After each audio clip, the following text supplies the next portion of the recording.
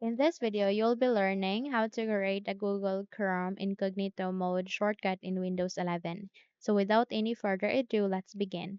Now first, we need to bring up our Chrome. So by that, please proceed here at the button search bar, type for Chrome, and kindly wait until it would be brought up here under the best matched.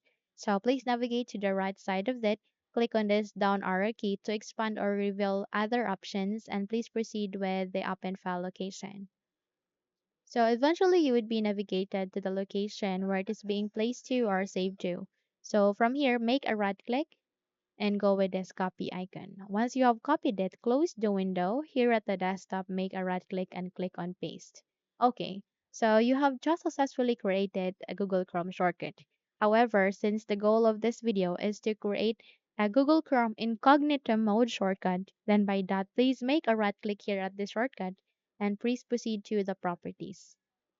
So under the properties, you can see their shortcut and see the target. So go to the end of the target. Again, go to the end of the target and here put a single space and put a hyphen and type for incognito. Again, put a single space, then type for hyphen incognito. Once done, click on apply and then OK. Okay.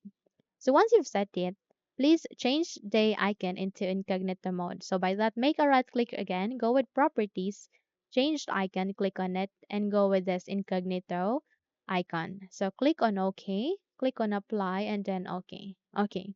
So once you have set or changed the icon, whenever you double tap this shortcut, you can see that it is being set here in incognito. So as you can see, you've gone in incognito. So that is very good, especially if you would like to use Google Chrome in private mode or incognito mode. Okay. So others who use this device won't see your activity, so you can browse more privately. This will change how data is collected by websites you visit and the services they use. Okay. So downloads, bookmarks, and reading list items will be saved. Okay. So by that, close the window and we're good to go. So if you think this video helped you a lot, then please don't forget to subscribe, hit the like button as well as the bell icon to be updated for more tutorials like this. Now thank you for watching and have a good day everyone.